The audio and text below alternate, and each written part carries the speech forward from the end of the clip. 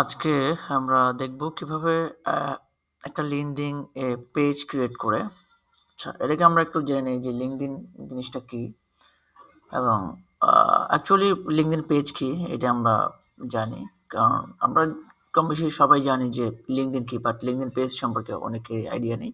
এটা সিম্পল একটা বিষয়। আপনার ফেসবুকে যেমন আমরা পেজ ক্রিয়েট করি নির্দিষ্ট একটা ব্যবসা প্রতিষ্ঠানের জন্য, নির্দিষ্ট একটা আপনার হচ্ছে ইনস্টিটিউট বা নির্দিষ্ট কোনো প্রতিষ্ঠান বলেন বা কোনো একটা প্লেসের জন্য, একটা আইডেন্টিটির জন্য আমরা যেমন একটা পেজ ক্রিয়েট করি, লিঙ্কডিনেও সেরকম একটা পেজ ক্রিয়েট করা যায়।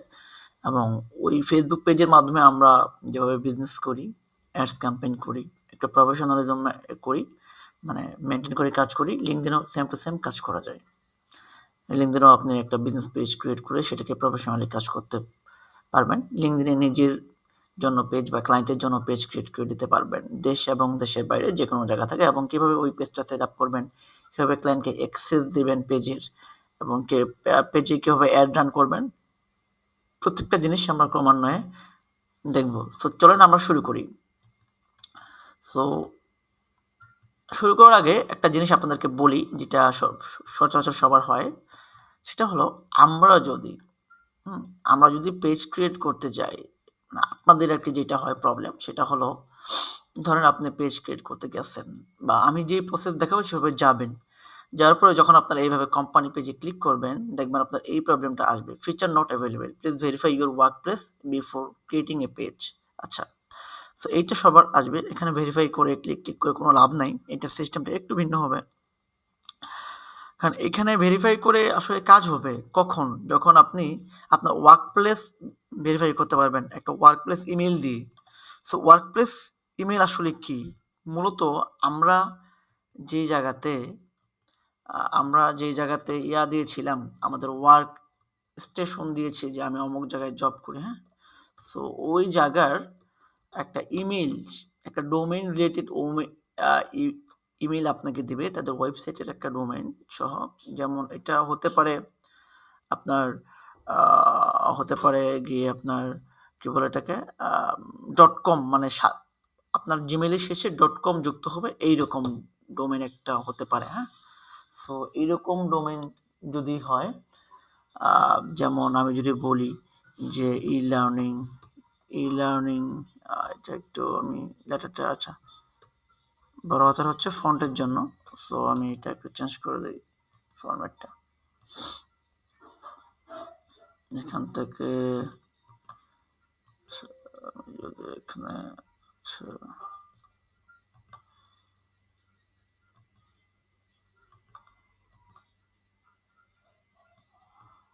লেখার ফরম্যাটটা আগের মতোই রাখি, একটু প্রবলেম হচ্ছিল। আচ্ছা, ওয়ার্ক প্লেস, এখানে যদি আমি বলি যে আরিফ ই-লার্নিং, আরিফ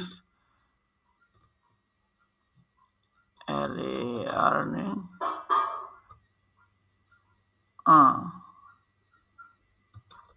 .com। এক কথায় দেখেন, এইখানে আপনার ডোমেইনের যে এক্সটেনশন, আপনার নামের সাথে যদি এমন হয় যে আরিফ, ওয়ার্ক মেইলটা যদি এরকম হয় আর কি, যে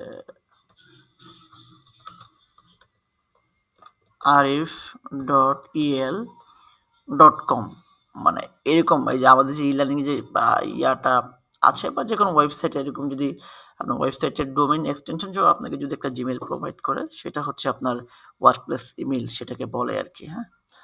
সো এই জিমেইলটা সবারই থাকে না, যদি আপনার থাকে সেক্ষেত্রে এটা ভেরিফাই করে নেবেন। আপনি আপনার নিজস্ব কোম্পানির জন্যও যদি ওইটা করে একটা ডোমেইন পান, সেক্ষেত্রে সেটা দিয়ে ভেরিফাই করা যেতে পারে, এবং ব্লু মার্ক মানে টিক মার্কও আনা যায় এখানে লিঙ্কডিনে। ওকে, সো এখান থেকে আমরা এইভাবে এটা করব না, এটার একটা শর্ত আছে। শর্ত হলো এটা আপনার হচ্ছে এনেবল হবে, বাট এনেবল হওয়ার পর শর্ত হচ্ছে আপনার প্রথমত আপনার যখন অ্যাকাউন্টটা ক্রিয়েট করবেন, যেমন এটা আমার একটা নিউ অ্যাকাউন্ট, 4-5 দিন আগে খুলেছি, এটা কানেকশন কয়টা, 9টা আছে, মানে নতুন পোস্ট হয়তো বা 2-1টা আছে। সো এই আইডিতে তারা পারমিশন দিচ্ছে না, মানে পেজ খোলার সঙ্গে সঙ্গে তারা পারমিশন দিচ্ছে না, হয়তো এখানে চেষ্টা করে লাভ নাই, হ্যাঁ? তো এটা জন্য আপনার অবশ্যই পেজের একটা সার্টেন টাইমের বয়স হতে হবে, এবং আমাদের এখানে অবশ্যই এটাকে যেটা করতে হবে সেটা হলো যে আপনাকে অবশ্যই আপনার কানেকশন বিল্ড আপ করতে হবে মিনিমাম 30 জন 50 জন অর্গানিকভাবে যখন কানেকশন হয়ে যাবে আপনার অনেকগুলো এখান থেকে দেখতে পাচ্ছেন, তখন আপনাকে এইভাবে একটা পেজ খোলার অ্যাক্সেস দেবে। হ্যাঁ, সো আমরা যদি একটু এখান থেকে গিয়ে আমরা যদি একটু আমার পেজে যাই, কারণ কি দেখেন নতুন একটা আইডি দিয়ে পেজ খোলা একটু সমস্যা যাবে না। সো আমি পুরাতন আইডি দিয়ে পেজটা খুলে দিচ্ছি। সেম প্রসেস, আপনি যখন আপনার একটা আইডির বয়স হয়ে যাবে তখন আপনি সেম প্রসেসেও আপনি একটা পেজ খুলতে পারবেন।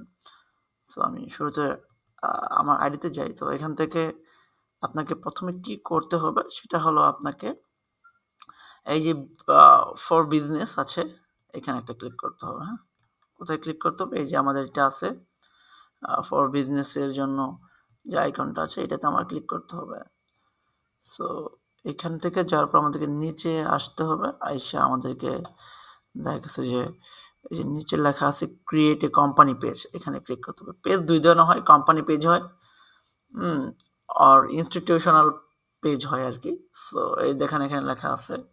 So company page business page same জিনিস। আর এডুকেশনাল ইনস্টিটিউট আপনার যদি কোনো প্রতিষ্ঠান থাকে সেটা।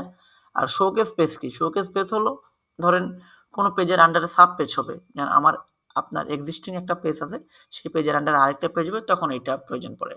আমরা মাচ বেটার মানে সবসময় যেটা প্রয়োজন সেটা company page or educational institution page type হয় আর কি, কোনো প্রতিষ্ঠানের নামে পেজ বা কোনো বিজনেস বা এইসব নামে পেজ। তো আমরা এখান থেকে small medium and large business এইটাতে আমরা ক্লিক করব। ক্লিক করে আমরা একটা পেজ ক্রিয়েট করব। সো দেখেন আমার কিন্তু এখান থেকে চলে আসছে। এখান থেকে আমার হচ্ছে পেজের নাম ঠিকানা সব কিছু চাচ্ছে।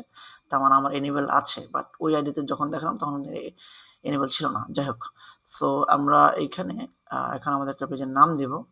যেমন আমি এখানে পেজের নাম দিই যে সোশ্যাল মিডিয়া মার্কেটিং হেল্পার, এইটাই দিই কারণ এর আগে একটা পেজ করেছিলাম, এটা দিয়ে মেবি আচ্ছা। সো আমি এখানে আবার চেঞ্জ করে দিই, আমি এখান থেকে দিতে পারি যে digital digital agency agency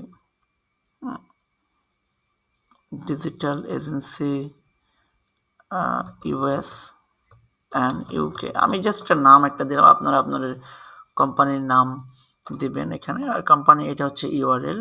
so ইউআরএলটা চাইলে চেঞ্জ করে নিতে পারেন যদি অ্যাভেলেবেল থাকে। এটা কাস্টম ইউআরএল। এটা কাস্টম ইউআরএল কি আপনারা জানেন? কারণ ওই যে উপরে যেটা শো করে এক কথায় আপনার ডোমেনের পরে linkedin.com এর পরে যেটা শো করে। এরপর ওয়েবসাইট চাইছে, ওয়েবসাইট আপনার থাকলে দিবেন, না থাকলে নাই। তবে ওয়েবসাইট দেওয়াটা বেটার, কোম্পানির ক্লায়েন্টের ওয়েবসাইট থাকে। আচ্ছা, এরপর হচ্ছে ইন্ডাস্ট্রি। এটা কোন ইন্ডাস্ট্রি? এটা অবশ্যই হচ্ছে একটা মার্কেটিং ইন্ডাস্ট্রি। হ্যাঁ, মার্কেটিং রিসার্চ দিতে পারেন আপনি এখান থেকে, মার্কেটিং রিসার্চ বা মার্কেটিং সার্ভিস। আপনি চাইলেই এখানে আমরা যদি এটা লিখে আমি যদি হচ্ছে এন্টার করি তাহলে এটা ঠিক থাকবে। আপনি যদি চান আপনারা আইটি প্রতিষ্ঠান দেবেন তাহলে সেভাবে ওখান থেকে ওইটা দিয়ে দিবেন। এবারে বলছে কি অর্গানাইজেশন সাইজ, কয়জন এমপ্লয়ি আছে, 0 থেকে 1 দিতে পারেন, 2 থেকে 10 জন দিতে পারেন, মানে আপনার কোম্পানিতে কয়জন চাকরি করে। এটা তো একটা কোম্পানি পেজ খুলতেছি আমি, তাই না? Business page.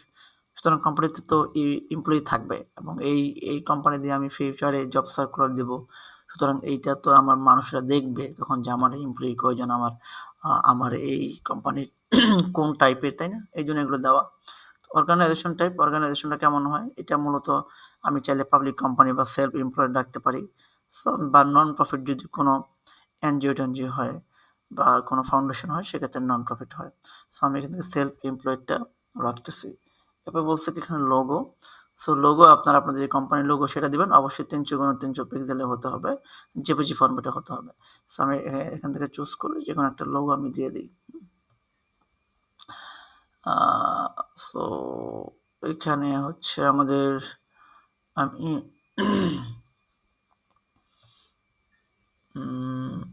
যেখানে একটা ছবি দিয়ে দিই, একটা লোগো আপনাদের যে প্রফেশনাল লোগোগুলো থাকবে সেগুলো আপনারা ইনক্লুড করবেন।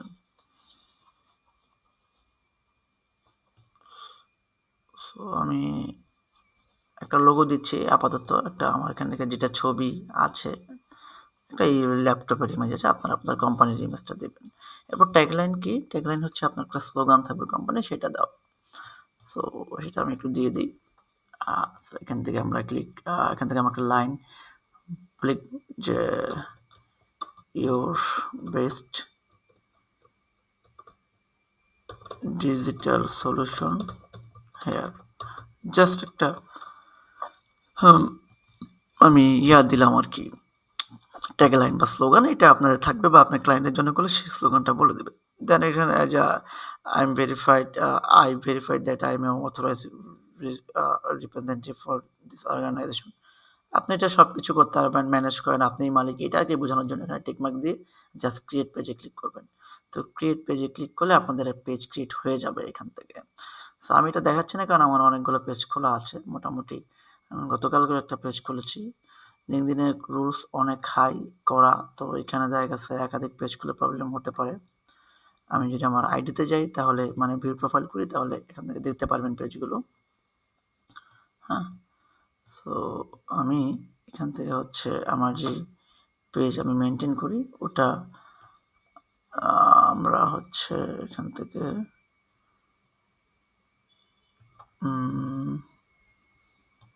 যদি চাই তাহলে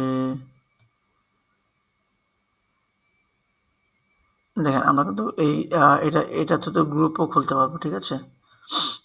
গ্রুপ খুলতে পারি, আমরা পেজ খুলতে পারি। সো আমি হোমে যাই এখান থেকে।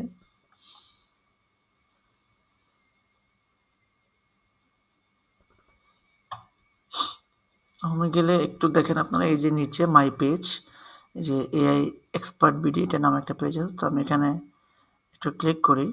হ্যাঁ, এখানে এটা ক্লিক করি, এখানে একটু নিচে আসি, এখান থেকে হচ্ছে আমি আমি আমি এটা ক্লিক করি, এটা আমার একটা পেজ। সো এরকম পেজ গত কালকেও খুলেছি, বাট এটা সেট আপ করিনি। সো আমি এটাকে সেট আপ করবো। সো পেজ কীভাবে সেট আপ করে এবং কীভাবে পোস্ট করতে হয়, কীভাবে প্রফেশনাল সেট আপ করতে হয়, সেগুলো আমরা নেক্সটে শিখবো আর কি। আপাতত দেখলেন যে একটা পেজ আমার করা আছে, তো এরকমভাবে আপনারা পেজ সেট করতে পারবেন। তো এই ছিল প্রসেস। পেজের বাদবাকি যে জিনিসগুলো আছে সেগুলো আমরা নেক্সটে দেখবো আর কি।